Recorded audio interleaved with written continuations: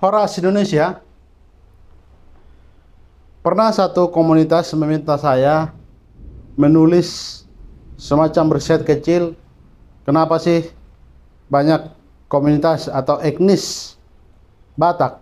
Karena kita tahu Batak itu ada 5 etnis, ada Toba, Karo, Simalungun, Pakpak, dan Mandailing. Mandailing ini bisa dibagi juga menjadi Angkola.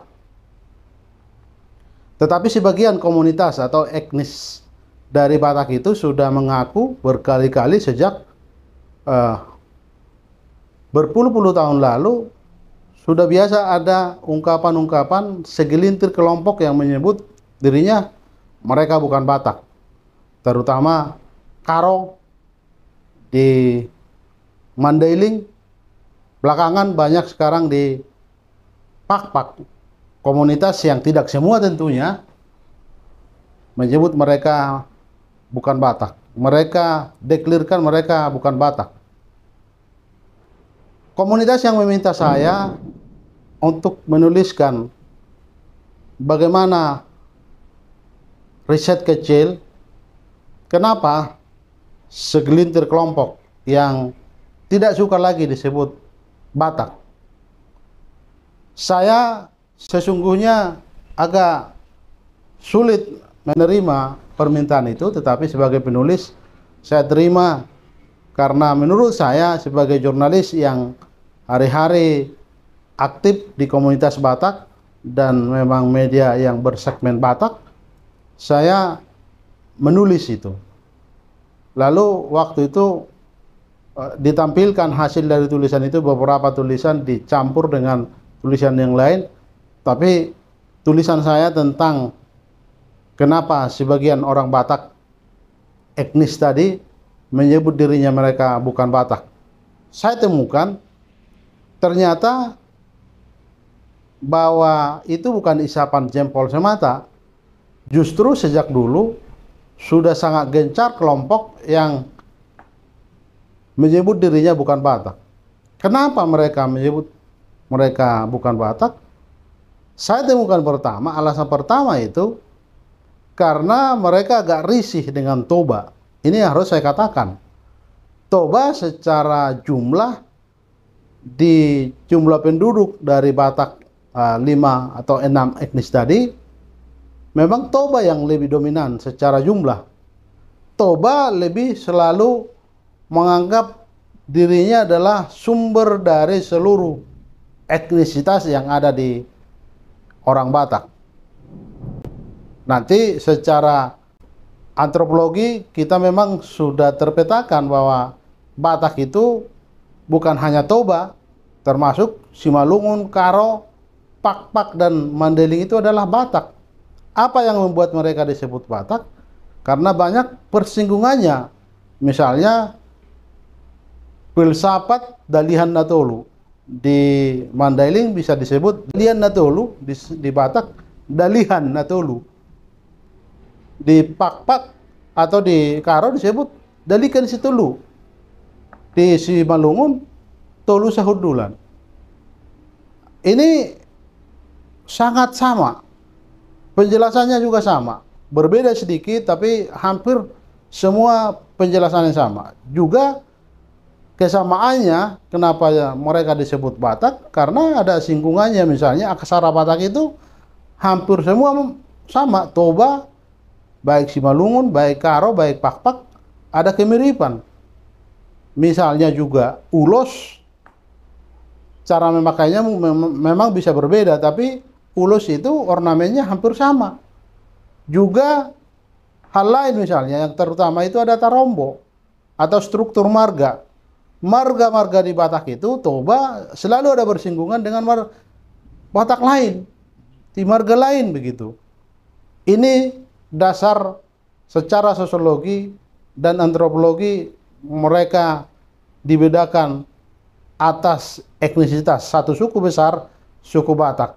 Malah Indonesia sekarang dari suku terbesar ketiga adalah Batak.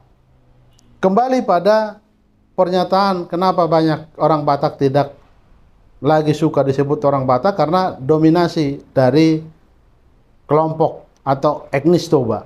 Toba selalu merasa dia Batak dan yang lain kurang Batak begitu. Memang banyak juga misalnya kalau kita sebut apa kita terima cara berpikir orang-orang Karo yang sekelompok, segelintir orang itu tidak menyebut dirinya lagi Batak, ternyata banyak Karo juga tersinggung kalau mereka disebut tidak Batak. Artinya hanya segelintir orang, sekelompok orang ingin disebut tidak mau menyatakan diri orang Batak. Tapi bisa saja, karena memang kalau kita rujuk ke bawah, mungkin latar belakang dari nenek moyangnya juga memang ada singgungan bukan dari Batak asli 100%. Bisa-bisa saja. Saya punya kesimpulan orang Batak dari 5 atau 6 etnis ini bisa tidak satu gelombang datang. Bisa tidak seperti teori yang selalu didengung-dengungkan di Toba misalnya. Peradaban nol Batak itu ada di Pusuk Buhit. Inilah yang mungkin juga etnis lain tersinggung bahwa mereka merasa bukan dari Pusuk Buhit asli mereka. Tapi sebagai Batak kita harus berdiskusi nih. Justru banyak singgungan, mungkin ada singgungan. Semua singgungan atau asal muasal dari mereka itu dari Pusuk Buhit. Di Mandailing apalagi, karena di Mandailing lebih dominan lagi agama. Mereka tetap masih sebagian pakai marga, tapi sebagian lagi tidak pakai marga lagi.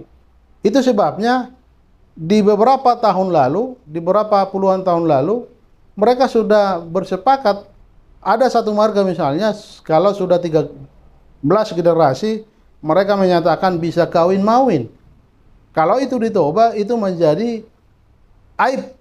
Dan itu masih sangat dilarang. Artinya Toba masih mendominasi agama Kristiani itu dengan budaya itu masih bersinggungan, masih erat saling berhubungan.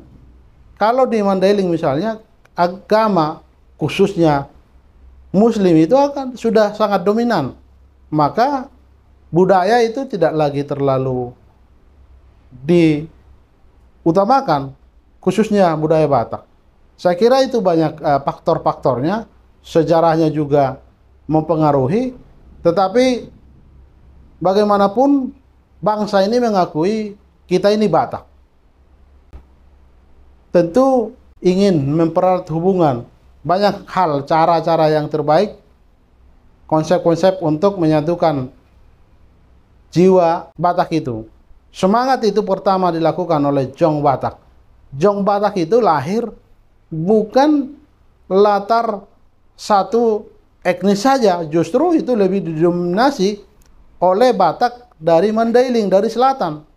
Itu sebenarnya juga karena perasaan berbeda dengan Sumatera Bon yang didominasi oleh orang-orang Minang.